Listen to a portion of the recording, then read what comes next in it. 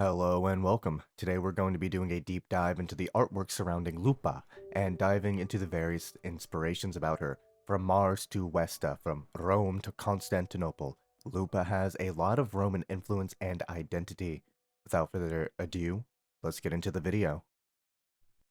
Let us first start by discussing the artwork starting with her. Her name is, of course, Lupa, which is linked to the founding of Rome, specifically with the Capitoline Wolf, but also the animal that represents Mars, the god of war. We see that she has a wolf tail and of course 3 wolf heads in her active ability as well as on her banner. However, the part that actually stuck out to me the most was her sash. She is supposed to be a gladiatrix, but she clearly has 2 falerii. These are military badges given to soldiers, usually for valor or bravery. The sash color she wears is a red one, which is consistent in Rome as meaning power and often worn by the military. The sash appears to be a pecotarium, but due to her large breasts, it is worn on the side instead of over them. She is wielding a red spear, likely a reference to the spears of Mars. She is a gladiatrix. As far as I'm aware, these gladiator games are underground, so this is perhaps referencing the real-life ban on gladiator games in both 325 AD under Constantine the Great, and also 399 and 404 AD under Honorius. The golden pattern on her cape appears to be acting as a trim, denoting her as someone who's probably high status or religious. She might be a rebellious teen who wants to fight, but her parents might not let her, for example. This of course does lead me to another thing. The area appears to be inspired by Rome, but with more Greek influence, meaning it is likely Constantinople. The original name for that city was, of course, Nova Roma. There's, of course, the unique Griffin emblem that they have. It is possible that it is a Sentinel, or at least something of significant religious importance. It is possible that she might be connected to a religious leader here. That said, it is also possible she fought when the lament struck and distinguished herself, thus earning those medals that she has. However, with a thirst and crave for fighting, she went into the gladiator games to continue this. Now whether or not she's a bestari, treating tacit discords as the beasts, or a typical gladiatrix fighting, is completely unknown. I imagine, however, it's probably both beasts and men. I believe Lupa to be one of 2 things: a person of high status who fights in underground gladiator games, or a soldier who fought during a calamity of sorts, perhaps awakening their forte 20 years ago during the Dark Tide. Fairly vague concepts, I know, but we also have a very vague image of her. If you want my expectations in their entirety, then I am assuming she is likely to be related to someone of upper society, or in the upper echelons of the religious society in the area, perhaps trying to get gladiator games back on the menu, or perhaps she's the reason why they're even legal or in a gray area to begin with. Let us now talk about some inspirations that likely went into creating Lupa and Septimont. Of course, we have the founding story of Romulus et Remus and the Mother Wolf herself. We also have the deity known as Mars. She is wielding a spear, which is a weapon that represents Mars and was actually very prominent in the assassination of Gaius Julius Caesar. The spears of Mars were relics that attempted to warn Caesar of the assassination. However, given that there is some fire, it is also possible that Vulcan was an inspiration because of the massive amounts of tacitite in the region. Perhaps there might be a volcano of some kind dedicated to crafting tacitite weapons, and hopefully it'll give us a duplicate so we can actually upgrade Bloodpack's Pledge. Then of course we have Vesta.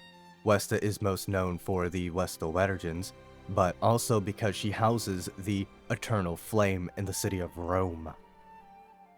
Vesta was also a defender of the Roman people, and uninterested in the politics of gods, showcasing a little bit about Septimont since it seems to be rather uninterested in the affairs of Leviathan and Imperator. The Griffin was a logical choice because they protect gold, or in this case, tacitite, and also mountainous locations. Since Septimont is 7 mountains, it makes a perfect protector and sentinel of the land. Speaking of the Griffin, let's talk about it. Let's talk about it.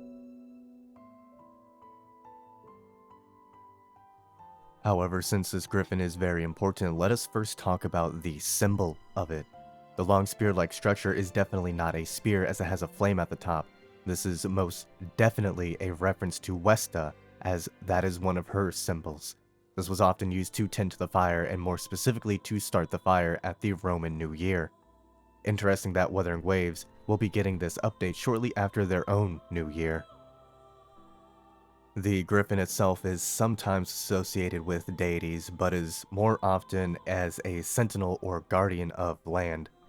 And we then, of course, have this sun-like background. This is likely either referencing Deus Sol Invictus, essentially a deity that is every Roman deity into one. Yes, even the god of Twinks would be represented in Deus Sol Invictus. Or perhaps this is a reference to Apollo.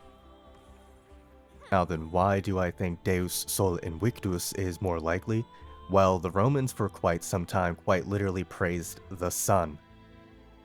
This griffin is definitely a guardian and protector of light, whether that means it protects an eternal flame or a more symbolic eternal flame of civilization, like Rome is often called. Rome also holds a lot of meaning in Chinese history and mythology as well, often conflated to being their only equal in the world and often called Dachi or Great China. The idea was that they were on opposite sides of the world and therefore they were both representative of cosmic balance. Then of course we have the color. The two main colors Rome represent is crimson red or Tyrian purple. It was also the color that represented Roman generals. Perhaps this griffin is a general of Imperator. This griffin is likely a remnant creature that is meant to take over Imperator's position, being prematurely worshipped over in Septimont because that's the location he currently protects. The update will be called Lightly We Toss the Crown, which is either the complete giving up of power or the transference of power. With Imperator dead and Cartethia holding part of Imperator's power and Leviathan's power within her, there needs to be a new Sentinel, and perhaps a new Sentinel Resonator. Cartethia could still resonate with Griffin, but perhaps Septimont were preparing their own Sentinel Resonator. That said, it's probably not going to be Lupa. She appears to resonate perhaps with Cabrus or a similar story with Chongli, where she's resonating with some sort of legend from the founding of Septimont. However, back to the griffin itself, griffins are protectors of land, typically mountainous terrain, and are typically protecting gold.